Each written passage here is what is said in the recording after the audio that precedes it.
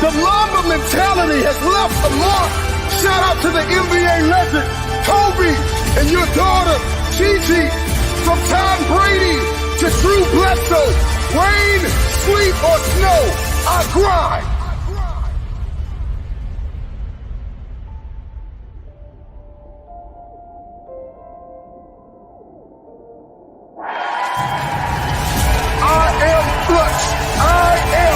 Difference maker. Clip it. Let's go. I am the game changer.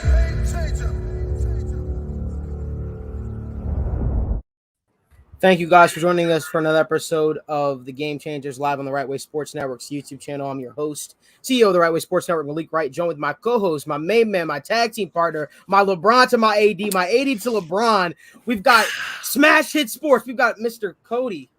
I'm just glad that I'm still the AD to your LeBron and not the Russell Westbrook to your LeBron, because that would just be absolutely shameful. Listen. I don't think that personally would fit well as AD and LeBron do. But man, I am excited for a good show. We got a lot to talk about, boys. Well, here's the thing, man. You and I created this show, so it's always you and me. It's always you and I, Cody. But keeping it going, just like the Los Angeles Lakers have new faces, we have new faces. We got Mr. Dash Pederson in the building. He's going to be acting as Russell Westbrook today. Dash, how we doing today, my man?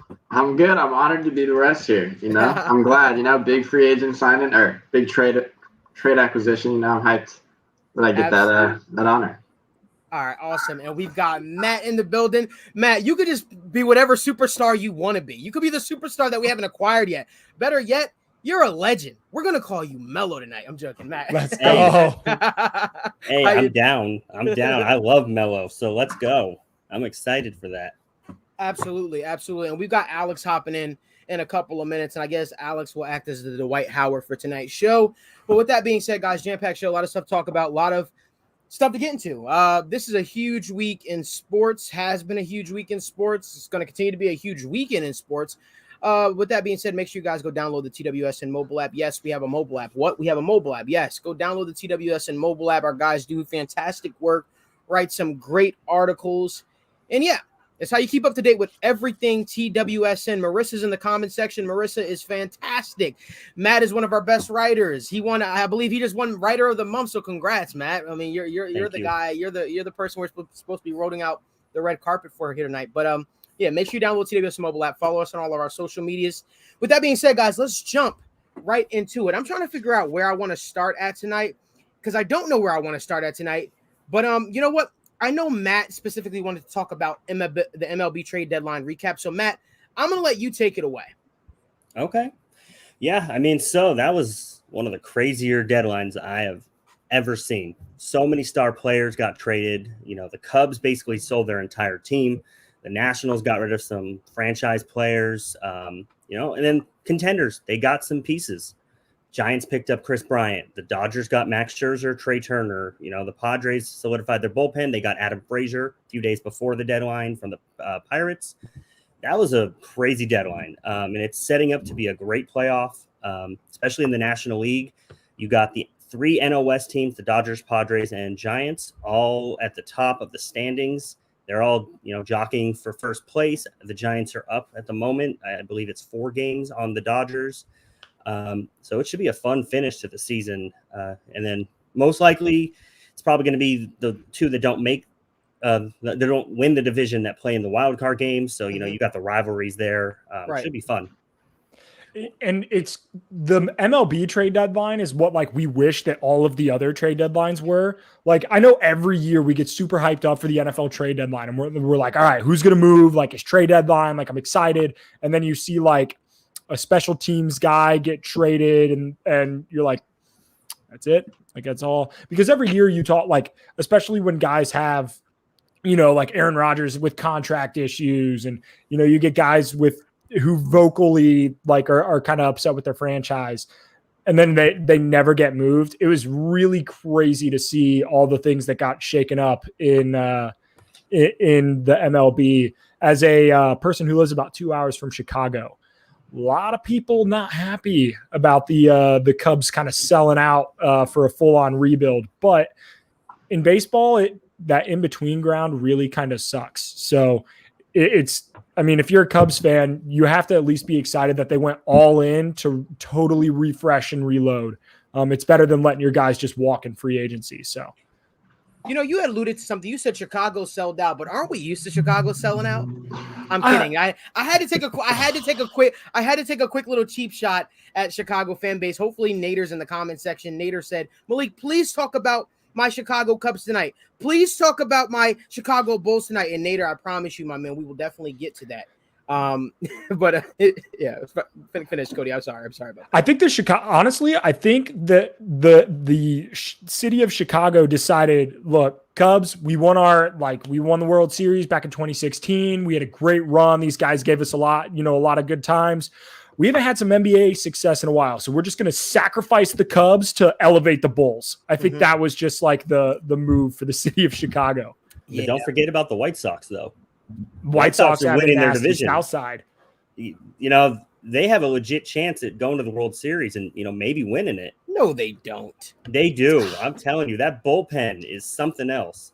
They're good, but I just hate Tony La Russa so much. Yeah. They're like, oh, I'm not a fan of his.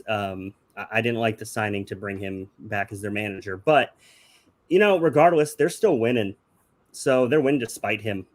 I say I'm all for it. I want to see the White Sox in the World Series. They haven't really been relevant in a while. They won in 2005, and that's the last time they really were relevant. So I'm all for it. The Cubs had their couple years. They didn't really do much after winning the championship. So I'm all in on the White Sox in the American League. Does anybody else want to touch on the MLB trade deadline? I will tell you something funny, right? So the other day I was anybody who knows me, I do not bet MLB. I stay away from it. I think it's a rigged. At least when I bet on it, it seems to be all the games I bet on are rigged. That is the biggest gambler's excuse of all time. Right. Like literally only the games that I gamble on are that. Look, it's rigged. But it's my excuse, and I'm sticking to it. I love that. But I was talking to a few buddies of mine, and I said, "Hey, does this sound like something good?" Because obviously, with there's a rumor going around that TWS and betting services might be dropping soon. Just a rumor, not completely sure about that. Just a rumor. I have to check with my sources on that one. But I'm really good with the NBA, the NFL, the UFC, blah blah blah blah blah. But MLB is something I've really been struggling with. It's kind of tricky. We got some guys on our MLB team that are really, really good at it. And, everyone told me the Yankees are a different team after the trade deadline. I said, really? They said, yeah, the Yankees are a different team after the trade deadline. They seem rejuvenated. They seem like the Yankees of old. I said, okay. Well, I said, all right. So would you trust me to place a bet on the Yankees, a small bet, to place a small bet on the Yankees, against the worst team in baseball, the Orioles? They said absolutely, and the Yankees are home. They're coming off of a huge series win against Miami. Do it. You absolutely should. I should have taken into account that the person that told me that was a Yankees fan, but I did that. You got the advice from Circus, didn't you? Bro, they won 13-1 yesterday. Come on, now. You just bet on the wrong day. They lost. What was it? What was it? 7. They lost 8-1. Yeah, they got blown out. 7-1. I said, okay. I said, I see what's going on here. I said, from here on out, you know what? MLB betting, I'm good. I stay away from it. I'm good. I'll let Alex place all my MLB bets for me and stuff like that, because maybe it's all about the person that's actually placing, place wager, because for some reason I have zero luck. I am like 0 for 15 on MLB bets, so I'm giving it up, guys. With that being, Orioles are up 2-0 right now, so don't bet on the Yankees tonight unless you're really feeling the live. No, I'm done with baseball completely. It could be the absolute worst team versus the best team. I mean, my luck has been awful. I remember when the Athletics were like the best team in baseball. They still might be right now. I don't know, but remember at one point they were the best team in baseball and they went on a hot streak. Well, that game that they played the Orioles earlier in the season, the Orioles beat them, and I was like, you know what? I'm done. Stop betting against the Orioles. You know what you need to do is you need to beat on whatever team. You need to bet on whatever team the Reds are playing every night, so that way the Reds can just keep winning. Because I would love, as a Reds fan, I would love that if you just cursed the other team by betting on them. Right. I mean, that would just be huge. I guess I got the Drake curse going on right now with me when it comes to betting and stuff like that, I guess, or like team's luck. Guys, want to keep it going. Keep the conversations moving along. the Colts. We want to talk NFL training camp news, so let's run through it, right? The Colts have been bitten by the injury bug. I'm going to let my main man, Alex Gane, start this one off, get his opinion, get his take on it, because he's been kind of quiet on Twitter a little bit. So I kind of want to hear what your take is, Alex. What are your thoughts on Carson Wentz with his foot injury, Quentin Nelson with the same foot injury, and they're both expected to be out 5 to 12 weeks? Alex, what are your thoughts on that? I've gone on record to say that I thought Carson Wentz was going to have a great season, like a top 5, top 7 quarterback season this past year. I thought he was going to absolutely light it up, impress everyone, but this is already putting a fork in his plans. I saw Cody make a good joke on Twitter. They started out on the wrong foot. That was pretty funny. But hey, I'm not a dad yet, but I'm working on my jokes.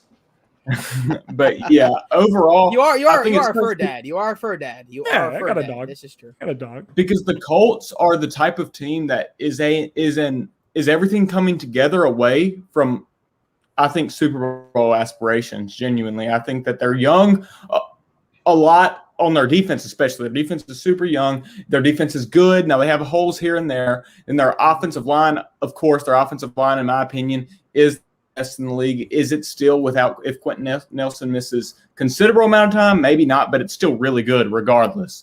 I really like the Colts overall. Now maybe their wide receivers are not where they could be, but overall I was a really big fan of the Colts coming in. This hurts it tremendously. Jacob Eason, I know, is their backup quarterback. I didn't like him that much coming out of college, but we'll see what he can do. But yeah, overall I think it sucks for the Colts. I was really looking forward to seeing Carson Wentz. Hopefully, there's still a chance he can be back week 1, week 2. So there's still a chance. So we can hope for that. I think he's not going to be back that soon. They say that, but it's more of like a 10-week or so injury. I think they'll probably be out till like week 6, week 7, week 8. And if they're out for the first 8 weeks, keep in mind those are the hardest. Like that's the worst part of the schedule for the Colts. That's like they start off with a tough 8 games. Yeah. So it's going to be really bad without Carson Wentz. I think they win like 1, 2, maybe 3 games in that stretch. Like it's going to be a rocky start to the season for the Colts. Yeah, Dash, you mentioned it right there with that schedule. But the Colts start out their first 5 games are against teams that all had 10+ wins last year. It's the hardest 5-game start or 5-game stretch by win percentage for any team in the NFL is the Colts' first 5 games. It's not what you want because it's arguably their most important player in their quarterback and their best player in Quentin Nelson. And they're playing elite defenses too. They play the number 1 defense in the Rams. They got the Ravens, the Seahawks, the Titans, and the Dolphins. Like those are just all good defenses. This is going to be tough. I have a huge bet going on with a friend of mine. This is before the Carson Wentz injury. This was before the Quentin Nelson injury. But the huge bet was, I told him, I said the Seattle Seahawks are going to beat the Colts week 1. Now the bet was, he's a Colts fan. The bet was if that did happen, he has to give me pizza, like buy me pizza whenever I ask for the entire football season. So with that being said, what an electric bet. That's like the Bobby Bonilla contract of bets. You just get pizza whenever. So oh my God, that's unbelievable. So with that being said, I like the way it's shaping up for me. I'll put it that way. But I see a lot of Eagles fans celebrating Carson Wentz's injury, also saying, we told you it wasn't us. We told you it was them, and blase, blase, blase, blah. It's unfortunate, right? You never want to see a player. That's the easiest bet ever. Imagine betting on Carson Wentz, right?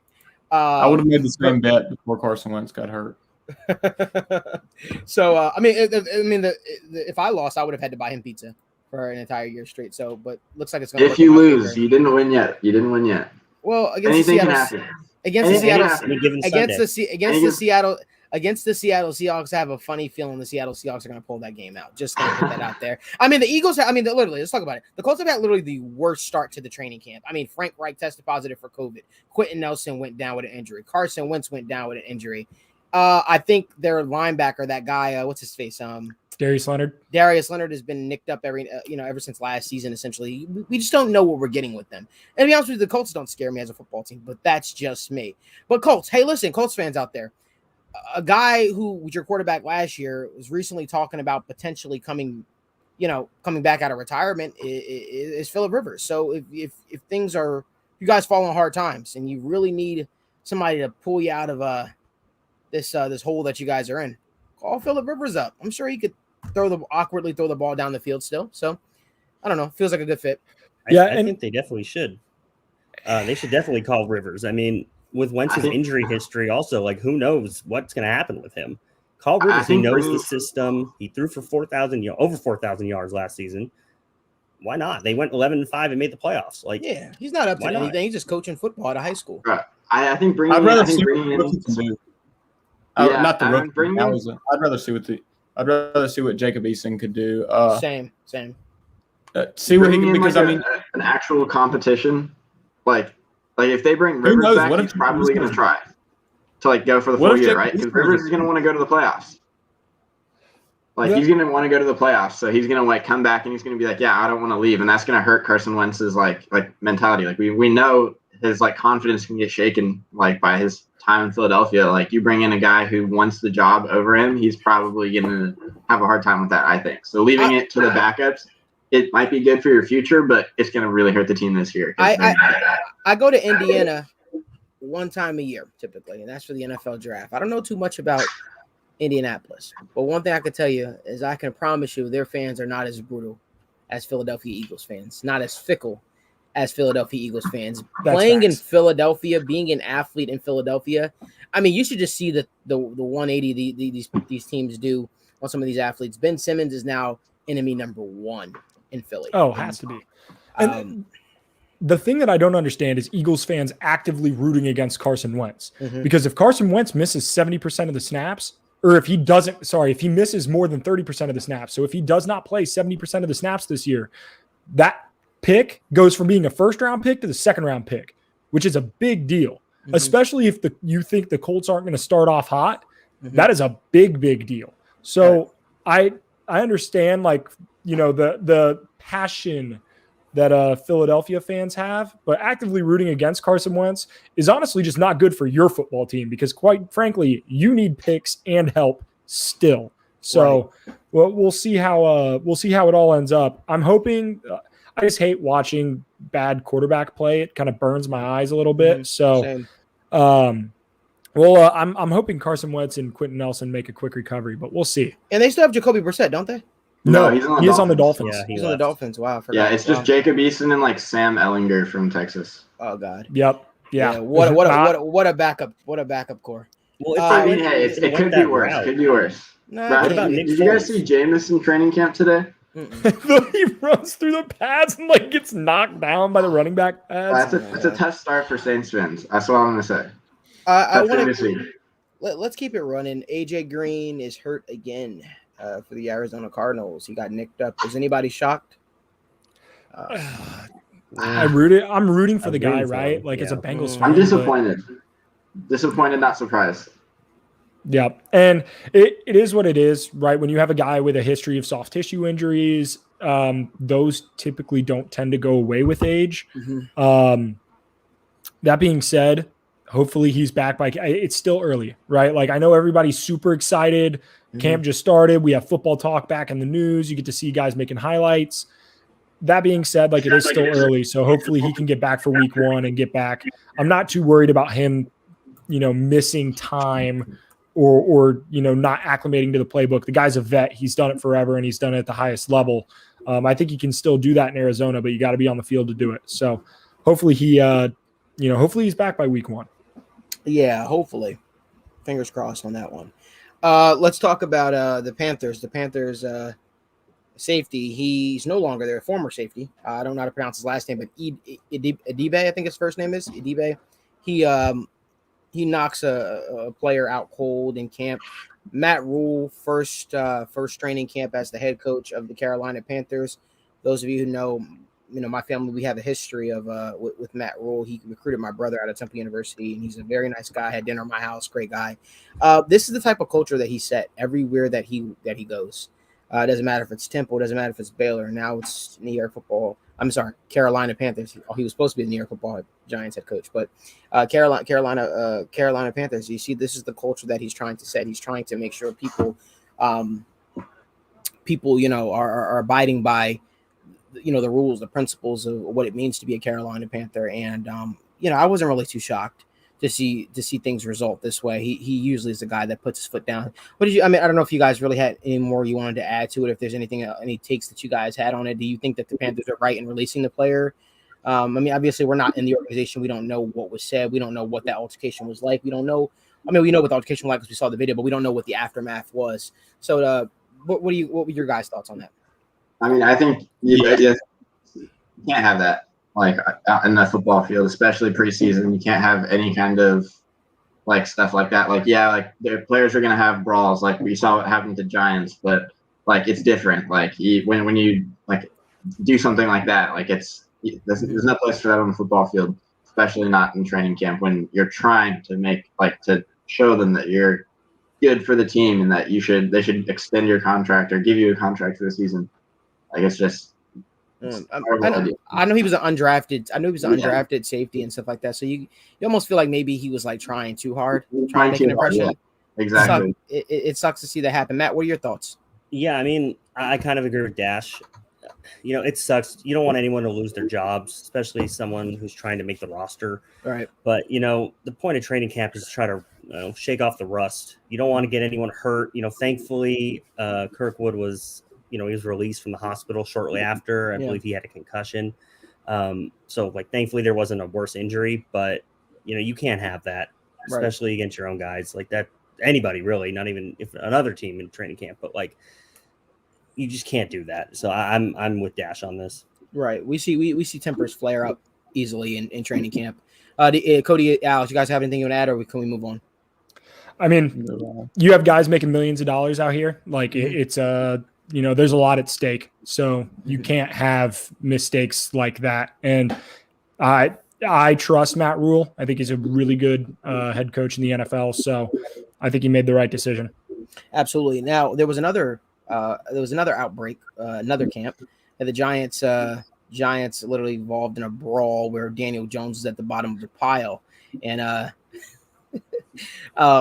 so today, not today, but the other day, Joe Judge made his team run laps. He made them run laps. He made them sprint, and I guess to show them that this is not what's tolerated. This is not what being a Giant is all about. And it's just interesting to see the Giants. I feel like the Giants are going to be an interesting group to watch this season.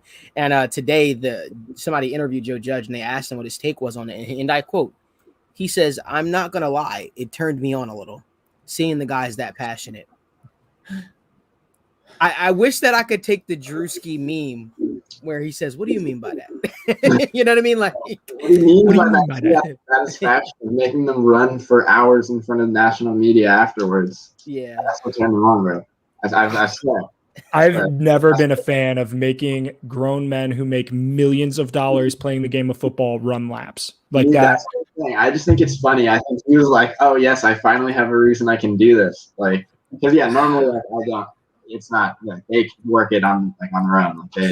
Right, but they kind of deserve some type of disciplinary action. I get it's a little different.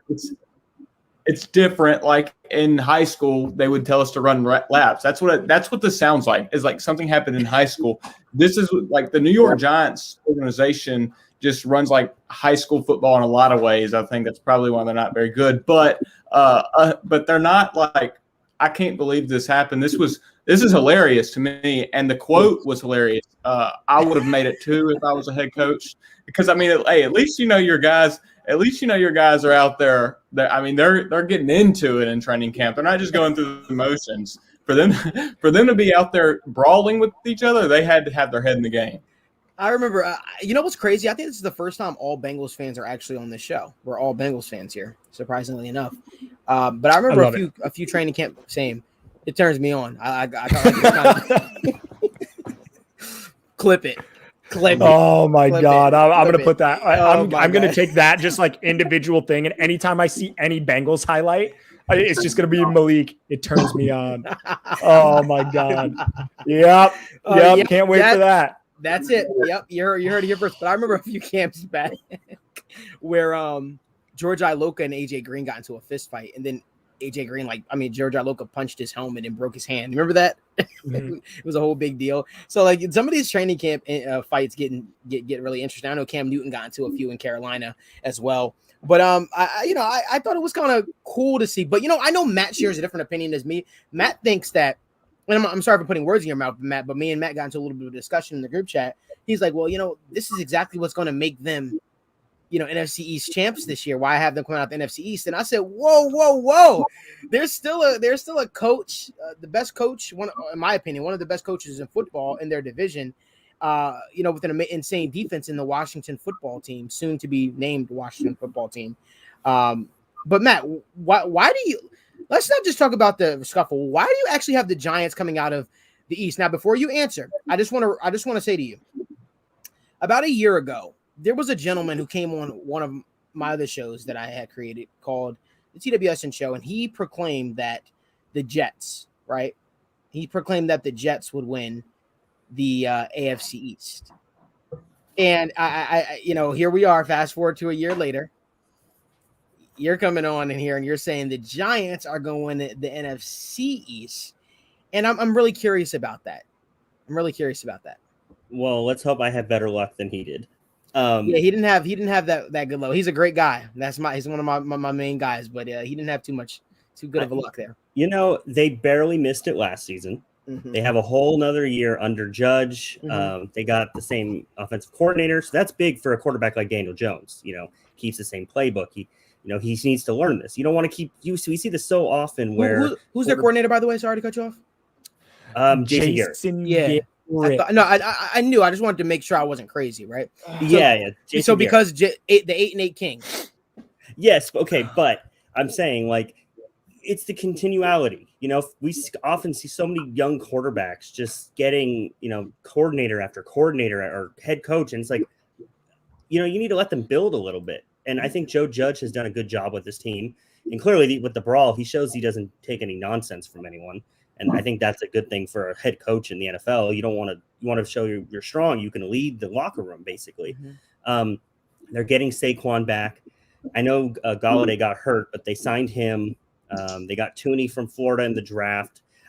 I just really think this is their year to take this division. The Cowboys, they'll be a force. I want to see how Dak is. The Eagles, I don't think are going to be that great. Mm-hmm. And then, with Washington, it's Ryan Fitzpatrick.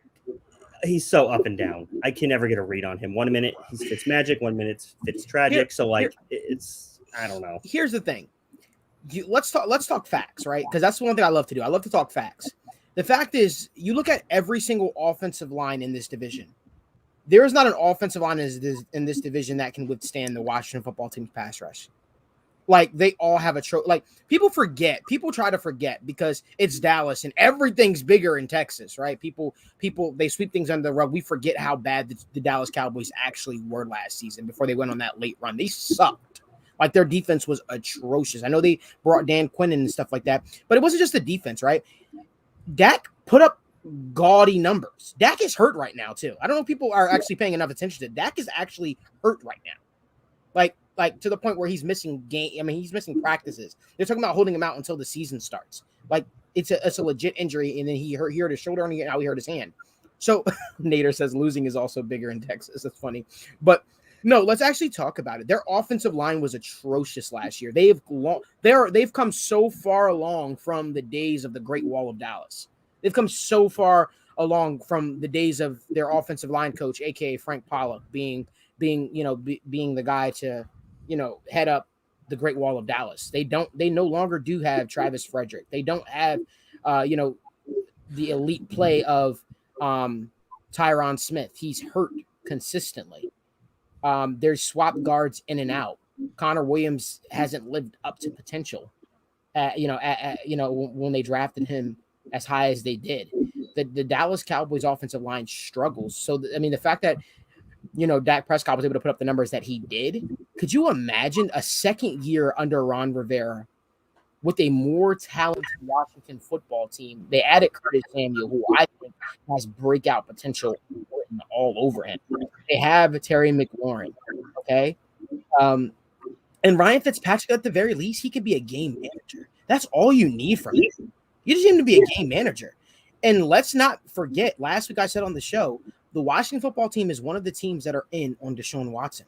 They are one of the teams that are in on Deshaun Watson. And I'm sorry, if the Washington football team, you could feel how you feel about Deshaun Watson. And I've said it before on the show, and I'll say it again because I feel like if I don't say it, I'm going to get ripped for it. If he is, found, guilty for the things that he's being accused of, I hope that he never plays another snap in football, and I hope that he's in a jail cell. That's what I hope. If he, however, is not found guilty, and these were all made up and stuff like that, and he gets traded, I can tell you right now, the Washington football team are going to run away with that division, and it won't even be close. Like, they are a quarterback away. I'll agree. If they get Watson, all right, fine. But I'm the one who said I'm going with the Giants. I'm the one who said the Jets win the AFC East, and I was wrong about. I was wrong about that. I believed in Sam Darnold a little bit too much, but I'm still not going to say the Giants are even going to get close to winning this division. They should worry about battling for third. They should worry about being last. I think this is a two-team race with one team being well ahead of the other. The Washington football team is worlds ahead of Dallas, and then Dallas is worlds ahead of the next two. But I do think that I'm a believer in Dak, so I believe maybe there's a chance Dallas can steal it. Maybe. Are they Alex? Their head coach is awful. Their head coach is awful. But I like the Washington football team. And Ryan Fitzpatrick, I'm taking him over. I'm taking him over most quarterbacks. Like, I feel like he's getting a lot more disrespect than he deserves. Like, I think he's not that bad. And I'm taking him in the over league as long as he is every single day of the week. Guys, look. Okay, they almost won a playoff game with Taylor Heineke. Like, hey, look, no disrespect to Heineken. That dude can play. No he held out. No disrespect to Heineke. But let's keep in mind they almost beat these Super Bowl champions, right? With this guy. Imagine, like if they had Ryan Fitzpatrick in that game, they probably come out on top. So wait, let me stop you right there. Think about what you just said. Think about what everybody what Cody and Dash just said. They said they almost beat the Super Bowl champions and the Tampa Bay Buccaneers. It wasn't Taylor Heineke that almost beat the Super Bowl champions. Who kept them in that game? It was that defensive line. Yes. And let's also remember how good the Buccaneers offensive line actually is. So couple that with how good their offensive line actually is, where literally they have you could literally pluck anybody from that Tampa Bay Buccaneers offensive line and place them on another team, and they're probably that team's best offensive lineman at like starting out right now. So think about with Chase Young, with Montez Sweat, with somebody got Jonathan Allen. What's the guy that just got the contract extension name as well? Deron Payne. Payne. And they still have Matt Ioannidis. Yeah. They have Matt Ioannidis.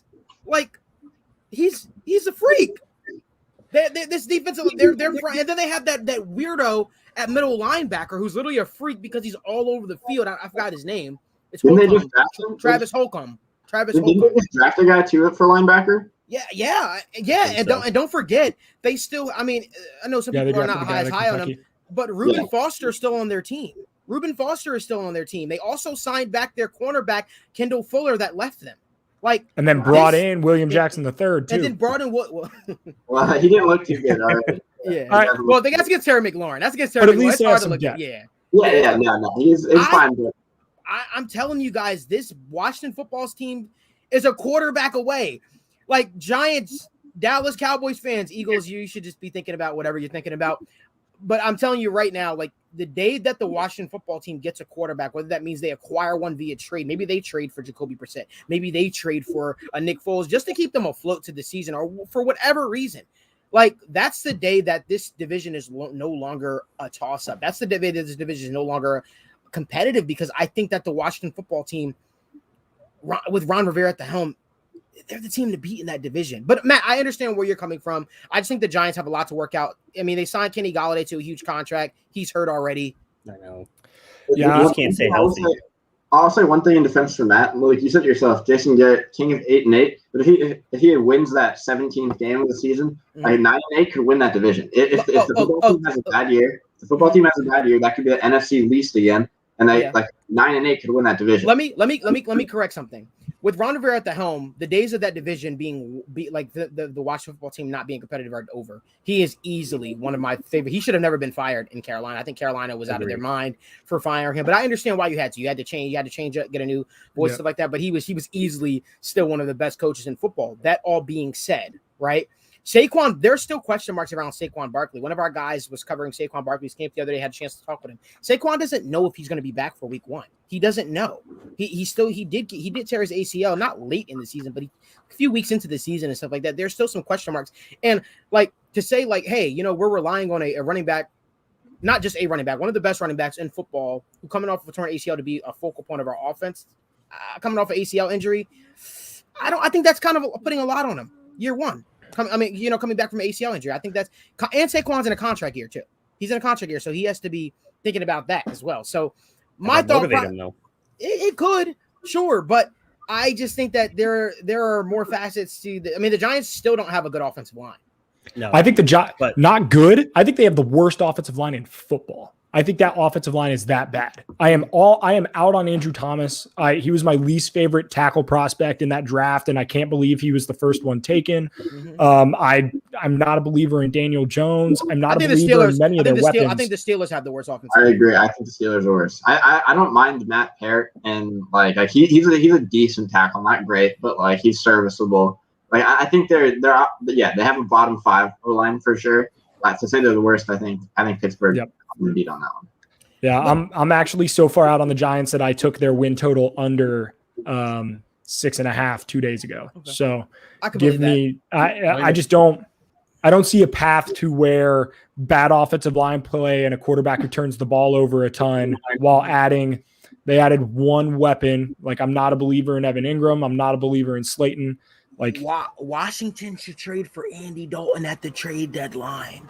Is Andy Dalton that much better than Fitzpatrick though? Yes. Yeah. You guys are sleeping on Ryan Fitzpatrick. Yes. You guys are sleeping on Ryan Fitzpatrick. Yeah, Patrick he has a game where he's amazing and he throws 4 picks the next game. So. I said Washington should have picked up Andy Dalton. I was screaming that from the top of my lungs all off season, and unfortunately, I don't have a bug in the Washington football team's organization, so they could not listen to me. Not that they would have even taken what Malik has to say, even though my name is Right Report on Twitter. But they should have. They should have picked up Andy Dalton. I'm telling you. Justin Fields. I don't even know how Justin Fields has looked in Bears training camp. I haven't paid attention because I know but he's not starting. He's looked really good. He's looked really good. Really? Yeah. Wow. People are saying Bears fans are like giving the keys. Just giving the keys Ooh, Ethan Miller. Our TWSN, one of our lead betting analysts, just said Washington should try to trade for Jimmy G. Yo, Ethan, I've never heard anyone say that. I love that idea. I'm taking Ryan Fitzpatrick over Jimmy G every day of the week. Like I don't understand this. Jimmy G to the Colts. Whoa. And the words of Dwayne The Rock Johnson. Okay. Man. What are you talking about? I'm not against that. I'm not against that. Jimmy G. What? Okay, look what happened with a defensive-led team that took Jimmy G to the Super Bowl. Got absolutely trounced. Okay, sure. You could say, oh well, if he's just if they're trying to get to the Super Bowl, sure. But if your goal is winning the Super Bowl, not that I'm saying Fitzmagic is going to give you a Super Bowl championship, but I am saying Jimmy G cannot be just an okay quarterback and win the Super Bowl. He needs to be a great quarterback. What we're talking about for the Washington football team, right? We're talking about getting a capable starter in there until they are able to draft their quarterback. Fitzpatrick is a capable starter. He's a capable starter. No. I am not. I like Ryan Fitzpatrick. He's a capable starter for what, this year? For 6 games? For this year, and you can draft a quarterback next year. Okay. You'll be okay. Yeah, but the problem is if you believe in the Washington football team, they will not be in a position to draft a quarterback next year. Right? If you think that Ryan Fitzpatrick is serviceable, then they won't be in a position to draft a quarterback next year. And that next year's quarterback class is very, very, very top heavy with Sam Howell and Spencer Rattler. And outside of that, there are some flyers, like some guys that you could take a shot on to potentially being great. But I'm not sold on next year's quarterback class. So if you're the Washington football team, Jimmy G can be your guy for a couple years. And I don't know what it would take to get him from San Francisco, But with how Trey Lance has looked in camp, I don't know, because the way he moves and the way he has moved in the pocket with that football and been able to sling the rock 50-plus yards, Jimmy Garoppolo is a good quarterback, but he can't do that. I'm thinking Ryan Fitzpatrick over Jimmy G for this year and next year and the next year after that. You guys hear Alex? Bro, he's 38. Yeah, Alex, we know why you like him. We know why you like him. Okay. He's the prototypical guy with the long beard. You know, he probably does what you like to do, shotgun a couple cans of beer and then things of that nature. He is like literally the prototypical Harvard educated chill. Yeah, Harvard education, Malik. Come on, man, don't disrespect him. No, I'm not disrespecting him at all. I'm literally Alex is my guy. Alex has a little contest going on where I think he's frozen right now. Beer. Wait, what'd you say, Alex? Froze up on us there. Yeah, and I think he's frozen again. I think about shotgun and beer. Yeah, I think all I heard on that one. Yeah, I think he's frozen. Hopefully, his take was so bad he froze him. They froze him. Froze. Oh, Frozone. Yeah, no. Well, I'm gonna let him correct his thing and come back. There he is. He's back. Hello? He's back. Yeah. Yeah. What you said? What were you saying, Yeah, Alex? that was tough. I heard something about Ryan Fitzpatrick not being able to, or he shotguns beers, and then someone said he's our Harvard or wherever he went to school, Harvard educated, like as if Harvard educated guys don't shotgun beers. I think they'd probably be better at it. Alex, what do you mean by that? They got the physics down. You have experience. Exactly. They figure out the physics. They got it worked out. We want to keep it going. So as you guys know, I mean, I guess I'd be a fool not to touch on this. I got so many DMs today, guys. It was up to my eyeballs in DMs. What do you think of Joe Burrow? Joe Burrow's struggling in training camp. Did you see the article that was recently released? Did you like? What are your thoughts on Joe Burrow? He apparently he's looked bad. In the words of Aaron Rodgers, the great poet Aaron Rodgers, relax. Malik, Relax. I've had people in my DMs as well worried about, how the Bengals are looking in camp. And I've seen some offensive struggles. That was supposed to be our strong point. Look, number one, it's camp, right? Also, I understand that people are like worried that Joe Burrow doesn't look superhuman because that's the expectation. But this guy is coming off a horrific knee injury where he tore his ACL like 8 months ago. Like it's not like he tore at the beginning of the season. Like the injury is still not necessarily fresh, but it's not like it's in his rearview mirror either.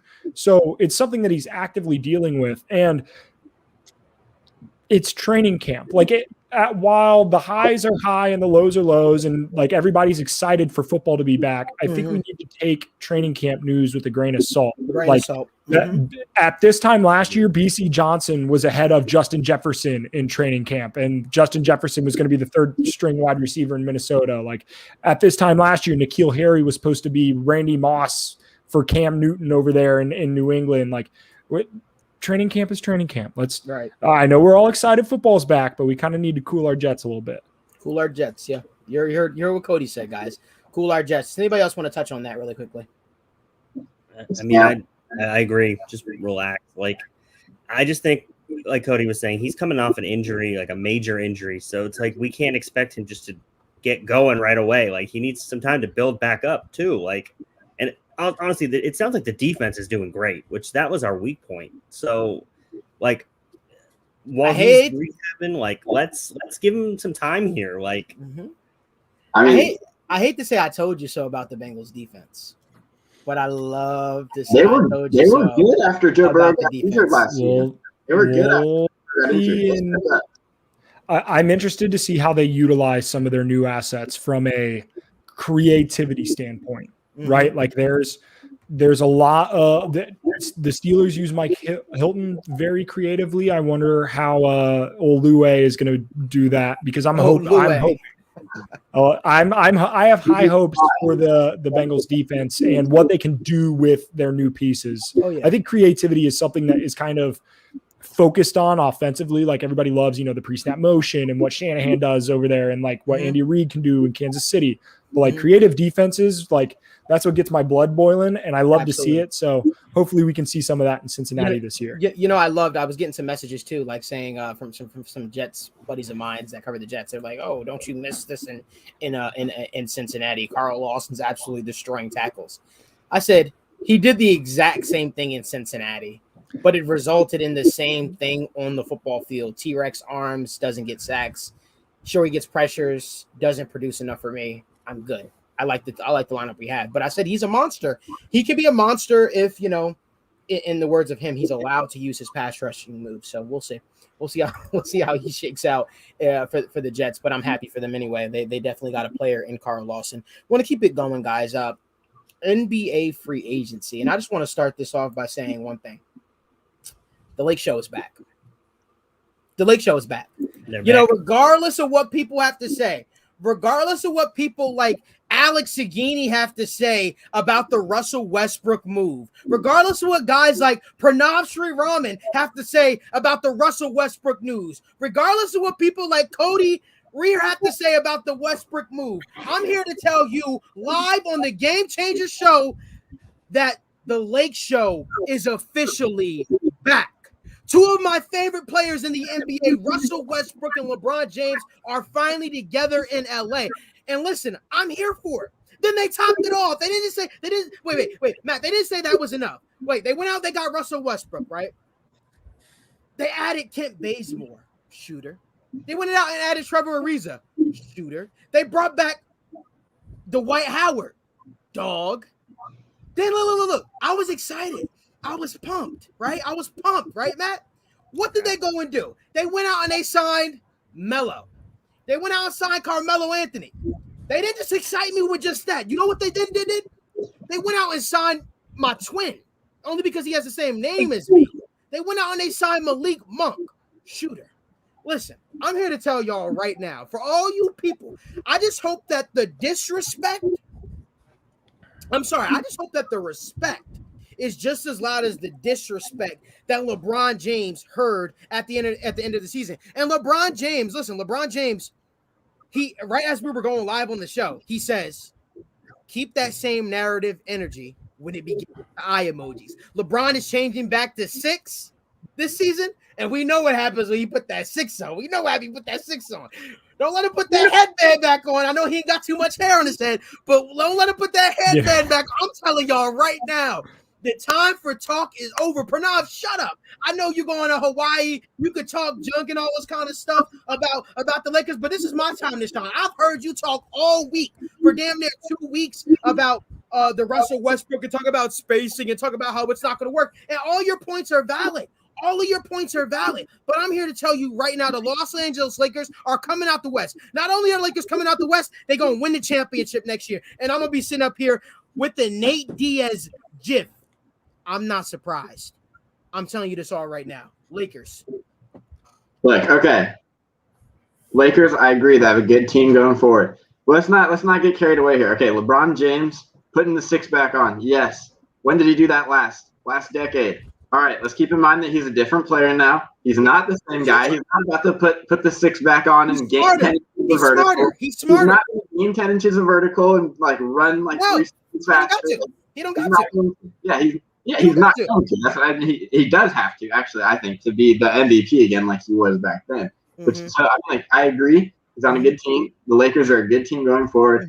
But the hype needs to calm itself a little bit. There's no, it doesn't. No, it doesn't.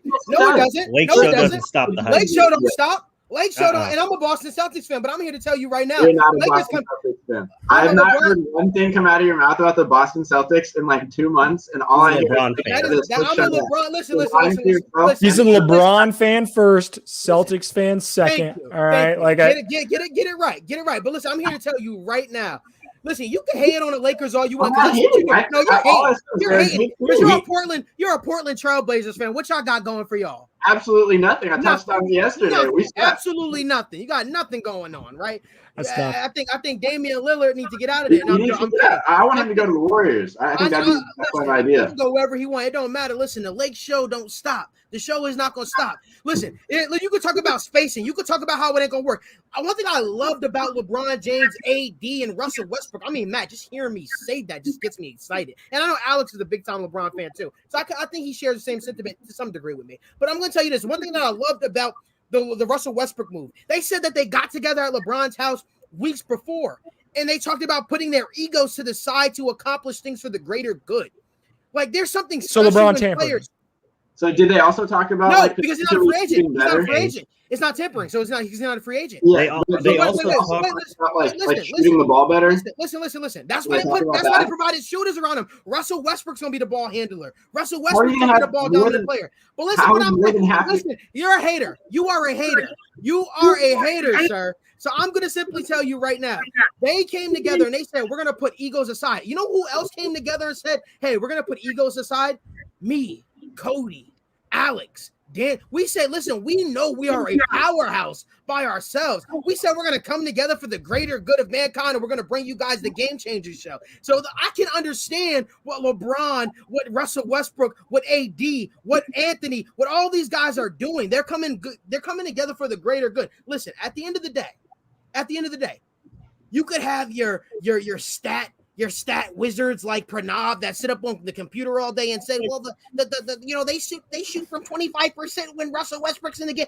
You could have all those guys saying this and that and that and this about how it's going to work or how it's not going to work. I'm here to tell you right now, there is something special about star power. Russell Westbrook has never played with the caliber of players. You could point to Kevin Durant. Well, hold on. You could point to Kevin Durant. You could point to James Harden, but those guys weren't necessarily in their primes. From an intellectual standpoint, there's something special about IQ, basketball IQ. He hasn't played with these type of caliber players that he's going to be playing with in LA. I'm telling you guys. Well, I get that, but at the same time, obviously Russell Westbrook has not played with two of the top 5 players in the NBA in LeBron James and Anthony Davis. Okay, the expectation should be high. Sure. LeBron isn't in his prime. He's not playing with LeBron James. IQ. It don't matter. Look, are you discounting the fact that he played with prime James Harden? And you're telling me talking about James Harden up with that. James Harden wasn't in his prime from an IQ standpoint until he went to Houston. What are you talking about? He was in Houston. They were in Houston together. Okay, look. Okay, so they're both dominant players. Okay. So it's LeBron. So is LeBron James. But that's what I'm saying. They didn't have that conversation. Listen, you're talking about two guards, two ball dominant guards. I'm talking about a guy in LeBron James and Russell Westbrook who literally had a conversation previously. LeBron's going to be moving a power forward. AD's going to be playing center. So are we just going to discount that conversation? Are we going to discount the fact that they're putting egos to the side? Or are we? I understand. I'm the first person to say best predictor of future behavior is past giver. But there's something special when players come together for the greater good of trying to achieve the one thing that some of them have never accomplished. That one person being Russell Westbrook, a championship. Bron is saying, Russ, you be the ball dominant player. I'll be the off ball player. This is this is your show. Me and AD will move to the beat of your drum. They added Malik Monk. So listen, you could sit there and you could talk about how Russell Westbrook, and James Harden didn't work. It was never going to work. They're two ball dominant guards. It was never going to work. And we know Russell Westbrook's mentality. We know Russell Westbrook's work ethic. Do we know James Harden's work ethic? Do we know you can sit Pranav, be quiet. You are a hater. Talking about some LeBron James's off ball is a joke. You just a bitter Thunder fan. That's what you This is coming from a LeBron fan. He's my GOAT. He's one of my favorite players in the league. Not a good trade. I was hoping for more out of the Lakers. Watch it work. By itself, it was not a good trade. Watch it work. It was not a good trade, but they made the right signings afterwards. Okay. They did sign shit. Like they did exactly what they should have done afterwards. I get the star. Look, they have star power, and I agree with Malik. A lot of times, stats don't paint the whole picture. When you put a whole bunch of stars together, it's going to work, and they're going to be a good basketball team. They should even be. I don't know if I'd call them favorites, but they're up there with the Nets.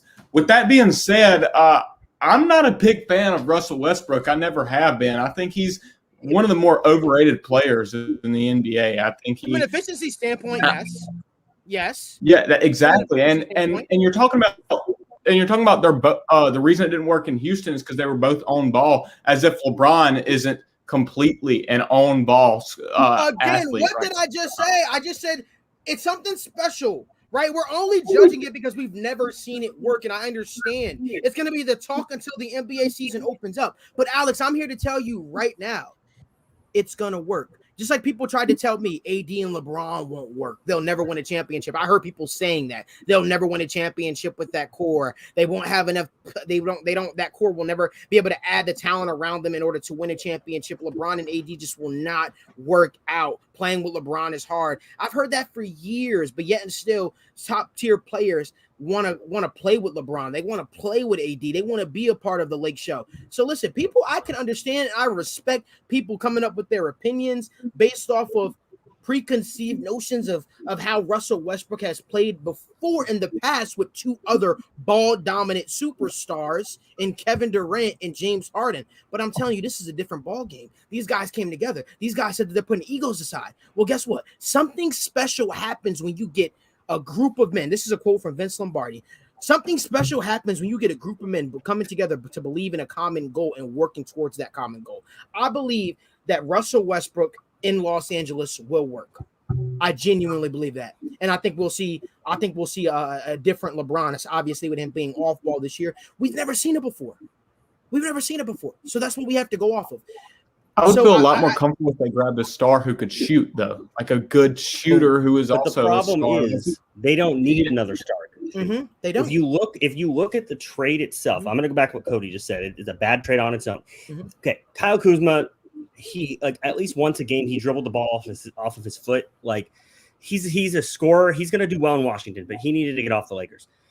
Okay, Harrell, he couldn't even get into the game in the playoffs. So those are two pieces that they didn't even really use. Mm-hmm. Okay, they essentially traded KCP and a first-round pick for Russell Westbrook. Mm-hmm. If you look at it that way, you got a steal, essentially. You got a star player for that. Okay, and then everyone's talking about this. Okay, the Lakers went out and got shooters. Everyone was saying, oh, this isn't going to work. Mm-hmm. They literally surrounded these three guys with dudes who can shoot 40% from the three, or at least did last season. They got Wayne Ellington. That is an underrated signing. He shot 42% from three last season. Trevor Ariza plays defense. He is the perfect 3-and-D type player for their small ball lineups. They got Carmelo. We'll see how that one works out. I'm excited for it. I've been wanting on the Lakers for forever. I'm excited. We're probably going to get Melo. I mean, he's older. I'm so excited about Melo. But I'm excited to see how him and LeBron play together. I'm just excited. Honestly, I was kind of disappointed about the Kendrick Nunn for a second too. They stole Kendrick Nunn. Like the Heat rescinded the qualifying offer. They then went and got Kendrick Nunn. Dude has averaged 15 his rookie year, 14 last year, and he shot 38% from the field last year from three. Like the Lakers literally went out and did what people wanted, yet still people want to complain about them in their moves. Can we talk about Malik Monk? And Malik Monk. Malik Monk. This is the first time his talent was being wasted in Charlotte. I am so happy that we won't be seeing Kentavious Caldwell-Pope brick threes anymore. It's going to be a beautiful thing to see, to not be able to see. I'm excited. I mean, honestly, anybody that knows me knows I'm a huge Buddy Hield fan. Those of you who know me, I'm a huge Buddy Hield guy. I would have loved to see Buddy Hield on the Los Angeles Lakers, and I know they were close to him. But to me, I would sacrifice getting Buddy Hield for Russell Westbrook every single day of the week, because I know if LeBron goes out, I know that this team could still like there's not too many players in the league that could just take over a game. Russell Westbrook still has that ability to take over a game. We saw it in Washington. If we want to talk about it, let's be real, Washington Wizards fan. Without Russell Westbrook, you guys don't make the playoffs. Oh yeah, for sure. And then he raises your floor. He'll get you to the playoffs, but he doesn't raise your ceiling. That's where you have LeBron James and AD for, though. So I agree. But they're a good team. I'm not like you're calling me a hater. I'm not a hater at all. I'm just saying, like, slow your roll. I'm just going at you. I'm just messing with you. Going at you.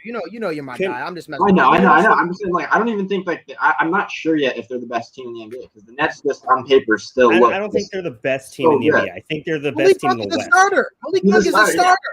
Malik Monk is a starter. Forget 6 men of the year. Malik Monk is going to be a starter on the Los Angeles Lakers. He's a starting shooting guard this year. Can we also point out the fact that Russell Westbrook wanted to come to LA? Right. Like, this dude grew up a Lakers fan. That means something to Lakers fans. Lakers play like that means something to put on that jersey. As Kobe once said, if a player needs convincing to come here, we don't want them. They ain't the one. Right. Westbrook grew up a Lakers fan. He is going to be like just determined to get this championship in a Lakers jersey. Like, yes, it would have meant something special to win it in OKC, but like this dude was a Laker fan growing up. It means something a little different here. You know, and like they got Wayne Ellington. We didn't even sorry. And then Dwight, like they needed a rim protector. Like he pairs perfectly with Marc Gasol, who can space the floor and also has playmaking abilities. Like the Lakers roster is set. People want to say, "Oh, Rob Pelinka doesn't know what he's doing." These are the same people that were praising him last season for putting together arguably one of the better teams, like on paper, going into the year. And now that all of a sudden he doesn't know what he's doing, like he went out and got Russell Westbrook, and people are complaining. Like it's just, I think that's just the nature with the Lakers, though. People just want to hate on them, which is fair. Like I'm a Lakers. And they're fan. talking about bringing back Danny Lakers. Green. A lot of the Laker fans are annoying. I will admit this, but like, oh yeah, the Lakers, Cowboys, Yankee fan crowd is just unbearable. Almost as bad as the Lakers Celtics fan crowd, but we'll leave that for another day. They're talking back. They're also talking about bringing back Danny Green, guys. If they get Danny Green, I want Danny Green. He plays defense. Like he plays defense. He can shoot. Like Cody knows where I'm at with him. He's the same as Ariza. Like you're that role is filled. That Danny Green role is filled to shoot threes and play defense. Trevor Ariza's on the team for that reason. But the problem with Ariza is he was limited to 30 games last year. Yeah, but he doesn't have to play much. Like on this team, like that's so deep. Like we just talked about, like they got Wayne Ellington, Carmelo Anthony. Like they're gonna have one of these stars on the field, like on the court, probably at all times. They got Dwight Howard. They have bench guys. I think the Bazemore signing was an underrated signing. He doesn't need that much time. Bazemore took less money to sign with the Lakers. Yeah, exactly. Like their bench is deep now, and like, hey, Mac McClung, Alex Caruso 2.0, maybe. I want to get to Cody. Cody, what were you about to say? Yeah. I mean, I get that we're talking about a lot of these guys, but when it gets down to it in the playoffs, a lot of these teams go to like an 8-9 man rotation, right? So at the end of the day, there are going to be some of these guys who don't end up seeing massive roles, right? Like I understand that like Gasol can space the floor, but he's a defensive liability. The dude's old. Like he might be more of a good locker room presence, early season guy to let some people get some rest. But like not all of these guys are going to contribute. But the guys that they did get that they're actively went and sought out, like Malik Monk, like Trevor Ariza, guys who know how to play a role, are going to be what makes the difference for this Los Angeles Lakers team. Now, selfishly, I hate the Russ trade just because I wish they would have gotten Chris Paul, because we knew Carmelo Anthony was going to be a Laker. Like that was a foregone conclusion. And I would have loved to see Chris Paul, LeBron, and Melo play together. I don't think Paul was leaving Phoenix, though. I really don't. I think he could have been convinced. I think once the Russell Westbrook trade, I think that. Yeah, after that, definitely not. But I think he could have been convinced beforehand. Nobody's talking about it. We still don't know what Kawhi Leonard's going to do. I know it looks like he's going to sign back with the Clippers, but he said he's listening to other offers. But no one else has cap space anymore. That's the thing. Like all these teams went and used it. They weren't waiting for him because they knew he was going back to the Clippers. But also, I want to know your guys' opinion. What do you guys think about this? They're too old. Are the Lakers too old, or do you think that really matters? Because I personally don't. I'll tell you about this. Like I had a basketball game planned for this summer, and it was against a couple of our younger talent here at TWS. And one of the things that they said is, "Oh, we're going to beat you. We're the younger. We're superior. We're faster. Blah blah blah blah blah." Let me tell y'all this right now. There's something special about IQ. There's something special about IQ. You can't teach IQ. Brady, look at Tom Brady. Now understand the talent around him. What are you looking at? What are you I think you can teach IQ. I think the stuff like basketball knowledge is something that you 100%. Well, obviously, but you learn that over time. You learn that over time is what I'm trying to say. You learn it over time. Okay, there's something about better. My bad, guys. I guess we're nitpicking at words today. I guess the fact of the matter is, my bad. I didn't know I was dealing with English teachers, but the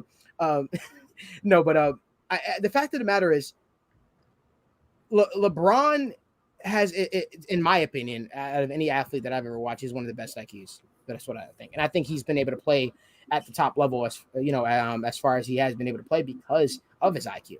right? Because of it. And I think you couple that with other, and that's the first thing you saw an interview with him I want to say like a few months back, and he said he looks for smart players. That's what he wants. He wants smart players. He said, and I think that's why if you ever look at all LeBron's teams, there aren't a lot of young people on his teams.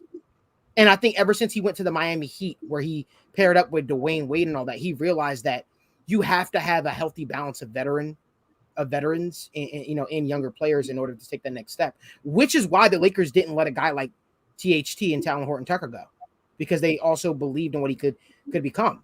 They didn't trade. Remember, the Pelicans have originally wanted Kyle Kuzma. They didn't want Brandon Ingram. They wanted Kyle Kuzma. But LeBron believed in Kyle Kuzma's potential, especially being Summer League MVP and all that kind of stuff. So that you want to have younger players, but I think that I think in basketball, especially in basketball, I think when you have veteran players, you're much more likely to do something special, because veteran players aren't going to second guess themselves as nearly as much as a younger player might be. I mean, how many times did we see LeBron kicking it out to an open KCP or an open Kyle Kuzma or open whoever, and they just would not take the shot. They just would not take the shot, So maybe that's a confidence thing. Maybe that's a low IQ thing, or maybe I don't know what it is. But I think that it's being severely overrated, the whole, older players thing. I think I don't agree with that. Yeah, I mean, all I've been seeing is the Lakers are a retirement home team. And you know what? Like, they can either be a retirement home team or a super team, because if the Lakers start out, let's say 21-4, right? That take goes away and they're now a super team. They can be one or the other, not both. So that I just don't see that. Also, if you look at the last couple champions, the Bucks had some older veterans as well. Like, yes, I know Giannis obviously is younger and Middleton's younger, but like, PJ Tucker, Brook Lopez, like, these veterans, they know their places on the floor also. They like you said, they don't second guess themselves. So I think that is going to help the Lakers. They have so much veteran experience now. Like, it is crazy. And I think Melo is just going to be an amazing addition for this team. I saw him bricking a lot of shots in Portland, so it's kind of hard for me to believe that. I think he's going to be good. He's playing with his friend now. Let's see what happens. That's lots of that. I mean, it's fun when like once every month or so, Melo has like a little throwback game, gets double teamed, hits a fadeaway. That's all nice and cool. But for the rest of the time, when he's out there just bing, bing, it's not as fun. Yeah, so guys, we're gonna keep it rolling. I think that's enough Lakers talk for the day. I'm sure we'll be spending a lot of time in the coming weeks talking about the Los Angeles Lakers, because you know what I'm about. We about LeBron. We talking about LA Bron, LeBron. That's what we're all about. But the next topic, guys, is this is for you, Nader, if you're still in the comment section. Nader hated, I just want to put it blunt, he hated the DeMar DeRozan pickup for the Chicago Bulls. He said, "Oh my God, this means we will never actually be serious championship, be championship contenders. As long as I'm going through my young adult stages, so to speak." And so that's the question, guys. Are the Chicago Bulls a threat in the East after the recent acquisition of DeMar DeRozan? I mean, now they have Zach. Wow, okay. They have Zach LaVine, DeMar DeRozan, Nikola Vucevic. When you say threat, do you mean like championship contender or threat? Yeah, I mean, what are we? We're not just out here playing just to play, okay. Right? We're not. They're a playoff team. They're a playoff team. Yeah, but they're not at the top. They're not one of the top. Like I see three teams pretty clear at the top, and that's Milwaukee. Obviously, Brooklyn's number one in my book, but it goes Brooklyn, Milwaukee, then Miami. I think those three have a much better chance to contend than the Chicago Bulls do. Just straight up. Yeah, there's just nothing. The Chicago about that Bulls roster can now. Go ahead, Alex. The Chicago Bulls can now feel confident in getting a low playoff spot. But are they contenders in the East? That's ridiculous. Not even close. No chance at all. I could probably rattle off 4 or 5 teams in the East that I would take over the Chicago Bulls. Yeah, I think they're fifth or sixth in the East, in my opinion. Yeah, and that's great. Good for the city of Chicago. Like, don't get me wrong, DeMar DeRozan, good player. Zach LaVine, good player. Vucevic, good player. Lonzo Ball, good player. You don't win championships with a bunch of good players. Like you don't win the greatest basketball trophy in the world without the greatest basketball players in the world. Like it is what it is. None of those guys are in the top 10. None of those guys are in the top 20. There's just not room for them at the top. And you need elite talent.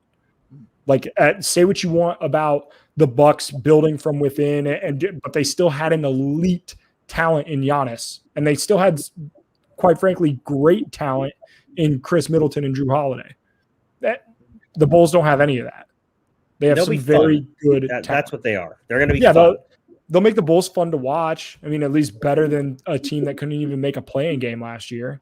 So that's good, I guess. We got Vucevic and DeRozan back together. I mean, they played together at USC when they were freshmen. So, I mean, maybe that's something to, I don't know. Probably not, but, it's still cool. It's kind of cool when stuff like that happens. I'm only going to say one thing. That's it about this. It wouldn't shock me if there was a year where, the East was riddled with injuries and the Bulls made it out of the East. That wouldn't shock me. It's a tough thing to see, right? But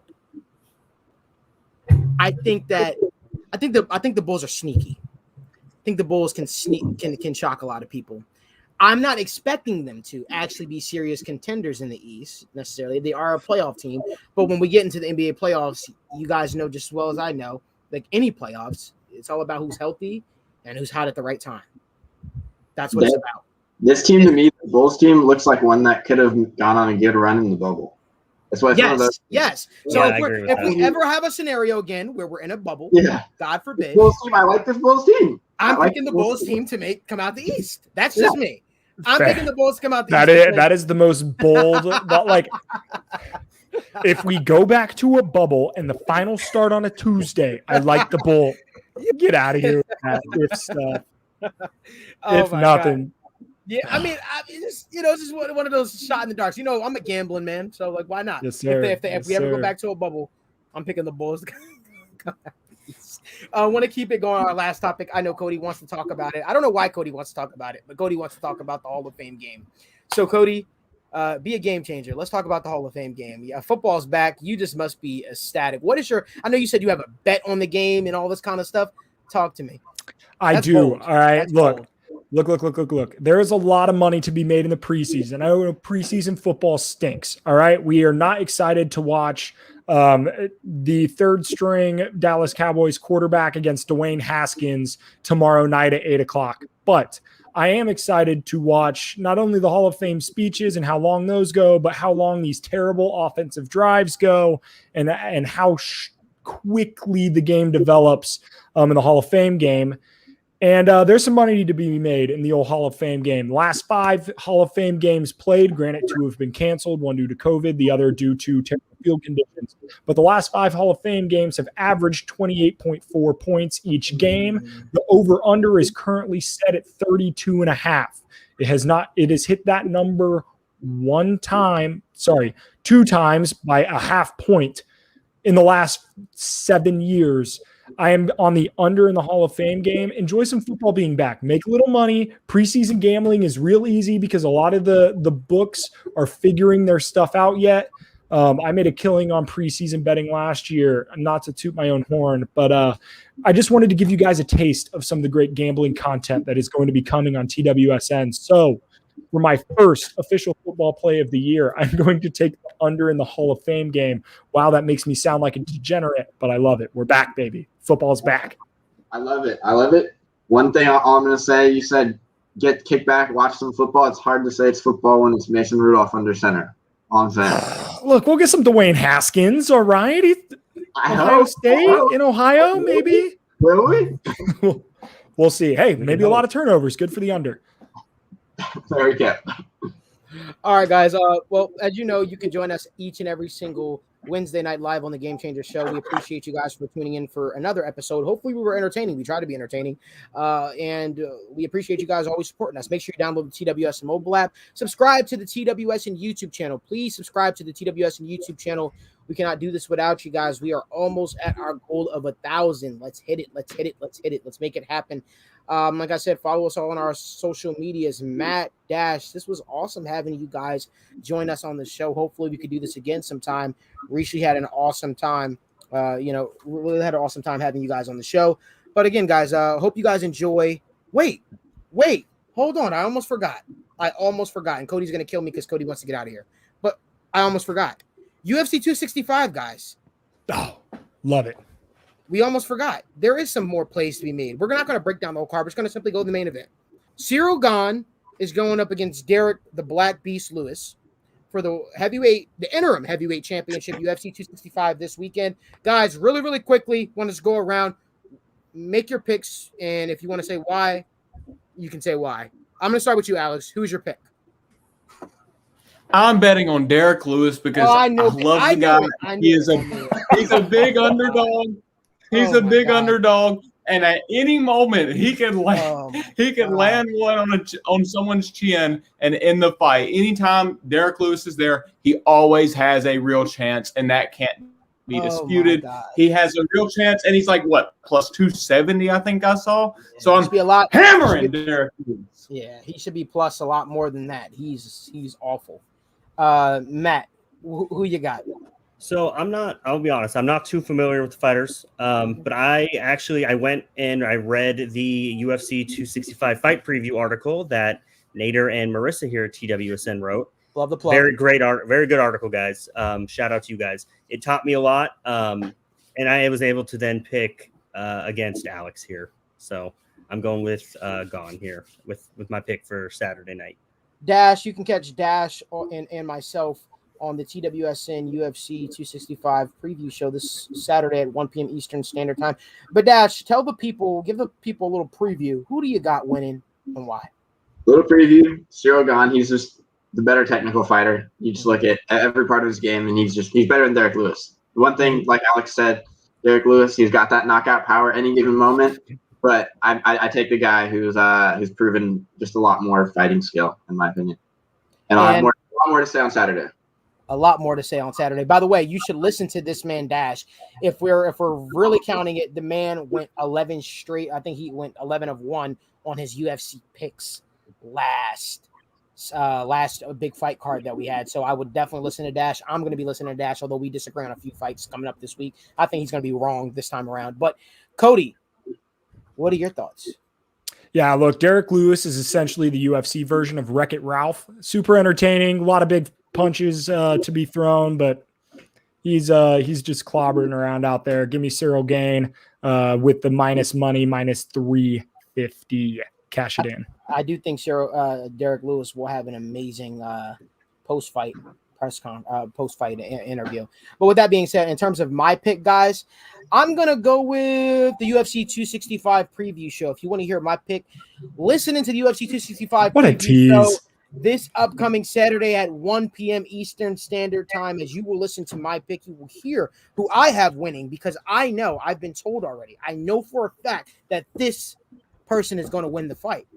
But not just that fight.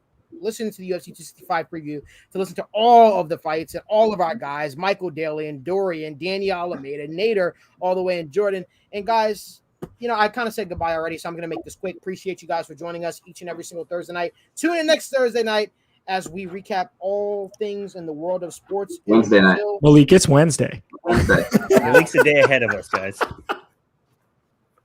The day where they told him who wins the fight already. Guys, that's how he knows. He'll know on Saturday because he'll have already been to the future. He's one day ahead. That's smart, Malik. You gotta let me know when I can use the keys of that time machine. I appreciate you. Now you make you remember the guy from the Pursuit of Happiness. It's a time machine. It's a time machine. You probably don't remember what I'm talking about, but anyway, thank you guys for joining us on the show. We'll see you next Wednesday night live. Catch you. The marathon continues. The Mamba mentality has left a mark. Shout out to the NBA legend, Kobe, and your daughter, Gigi. From Tom Brady to Drew Bledsoe. Rain, sleet, or snow, I grind.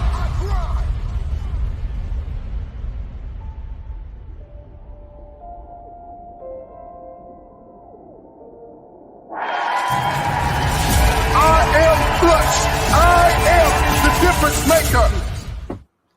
Clip it. Let's go. I am the game